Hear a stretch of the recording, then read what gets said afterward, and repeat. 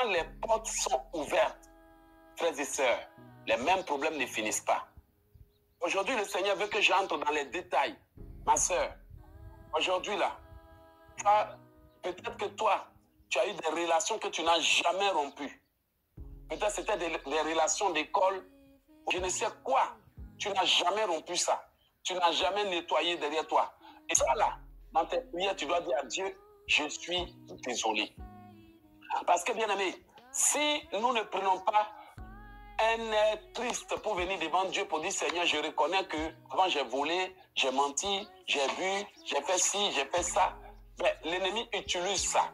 Maintenant, ça, c'est une façon pour nous de laisser les portes ouvertes. Pourquoi j'en parle? J'en parle pas pour cibler quelqu'un, mais j'en parle pour te dire que il faut que nous fassions le ménage dans notre vie, dans notre cœur surtout.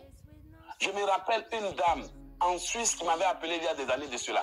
Son mari est parti depuis des années. Mais quand cette dame me racontait encore l'histoire de la séparation, de la façon dont le mari est allé prendre une autre femme en Côte d'Ivoire avec tout ce qu'elle a fait.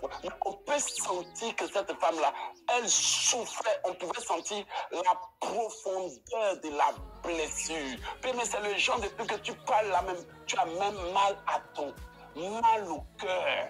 Rien que raconter l'histoire, on dirait que quelqu'un est en train de remuer le couteau dans ton cœur. Ma sœur, si tu es dans une telle condition, c'est une grande porte qui est ouverte. Voici encore une porte ouverte. Tu as perdu quelqu'un. Tu as perdu un enfant. Tu as perdu un frère. Tu as perdu une personne que tu as vraiment aimée. Mais tu n'as jamais digéré ce départ. Tous les jours, tu es couché là-bas avec la photo de la personne en main. Tu pleures.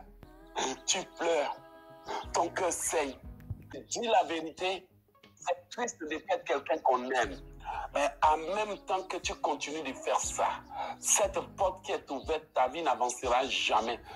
À cause du seul enfant que tu as perdu sur les 10, que tu n'as pas encore digéré, je te garantis que tes autres enfants, tu vas les négliger, tu vas les banaliser. Pourquoi? À cause de cette porte qui est ouverte. Voici encore une porte ouverte. Les portes ouvertes, ce sont les péchés oubliés. Il y a des choses que tu as faites que tu as totalement oubliées. Ça, l'ennemi les cache pour te pincer. Les portes ouvertes, c'est encore quoi? Les actions qu'on n'a pas considérées comme étant un péché. Parce que l'ennemi a fait en sorte que personne ne nous enseigne que faire ci, c'est un péché. Il y a encore quelle porte ouverte? Avoir des portes ouvertes, c'est aussi disposer dans sa maison des objets qu'on appelle les objets inanimés. Les objets qui ont des signes maçonniques, les objets qui ont des marques sataniques. Les vêtements, par exemple, avec les peaux de serpent. Les vêtements, même si c'est en caoutchouc, les collants en peau de serpent, les collants brillants. Vous voyez les collants brillants comme peau de serpent. Le mamba noir.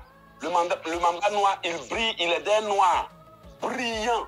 Et les gens sont tellement malins, ils vont créer les collants, parfois avec des peaux de serpent. Tu peux même voir que c'est la peau de python là, c'est la couleur du python.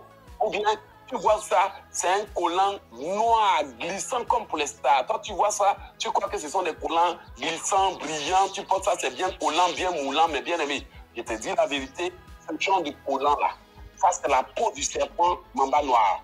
L'ennemi fait tout pour s'infiltrer dans la vie des gens, mais sans que les gens ne sachent qu'il s'infiltre. Maintenant, pour ceux qui sont en Côte d'Ivoire, il y a des compagnies qui font des assiettes pour manger. Et ces assiettes et ces bassines, vous ne les voyez pas. Mais lorsque vous regardez en bas de la bassine ou de l'assiette ou du seau, la compagnie là qui a signé un pacte avec la sirène des eaux pour prospérer dans ces entreprises, vous allez remarquer qu'ils ont mis le logo de la sirène des eaux en bas. Ça, c'est une porte ouverte. Quelle est encore la porte ouverte? On a une porte ouverte quand on a eu des problèmes dans une église avec des sœurs, des frères, les pasteurs, quelqu'un, mais on est parti sans régler le problème. Ça, c'est une grande porte ouverte. Il y a aussi des vêtements avec des inscriptions que tu ne connais pas, des phrases que tu ne connais pas. Par exemple, des phrases en hindou à langue indienne. Et ça, c'est une porte ouverte. Bien aimé, il y a des portes ouvertes que, même si je dis vous n'allez pas me croire, dans tous les cas, quand vous allez arriver là-bas devant Dieu, vous serez obligé de me croire. Les perruques, les faux ongles et certains produits que vous mettez sur votre tête. Changer sa tête, changer sa chevelure, c'est une porte ouverte.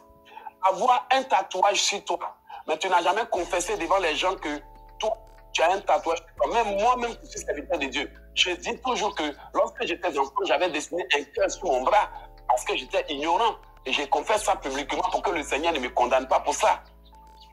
Commettre des actions qui ne sont pas bien, ce sont des portes ouvertes.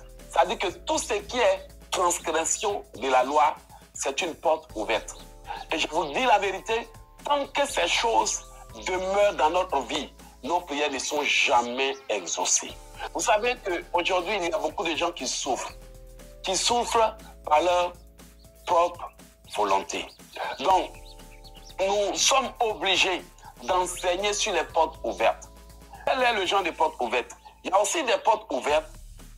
Par exemple, tu as quelqu'un à côté de toi qui aime le commérage. Tout ce que cette personne-là apprend dehors, elle vient te raconter. C'est-à-dire que tout ce qui est transgression de la loi, c'est une porte ouverte. Et je vous dis la vérité, tant que ces choses demeurent dans notre vie, nos prières ne sont jamais exaucées. Donc, bien aimé, vous voyez que beaucoup de portes sont ouvertes. Comme imaginez que vous êtes là, vous priez beaucoup, mais votre vie n'avance jamais. Maman, dis-moi si je mens. Il y a toujours tel là qui t'appelle de l'Afrique. Oh oui, oh il y a tant. Bien aimé, c'est une porte grandement ouverte. Tu ne vas jamais avancer avec ça. Toi-même là, si ta bouche aussi est comme ça là, tu as un problème pour les gens. Commérage, dispute. Bien aimé, ton mari peut être ta porte ouverte. Ta femme peut être ta porte ouverte. Tes enfants peuvent être une porte ouverte aussi. Pourquoi? Vous là, vous êtes là, Seigneur Jésus, dans la sainteté, mais vos enfants et vous, vous avez le sang, le même sang. Or, le lien du sang seulement suffit pour que l'ennemi puisse vous attaquer. C'est pour ça que quand vous vous confessez, il faut confesser le péché de ses enfants, de ses amis. Vous ne connaissez pas leur truc.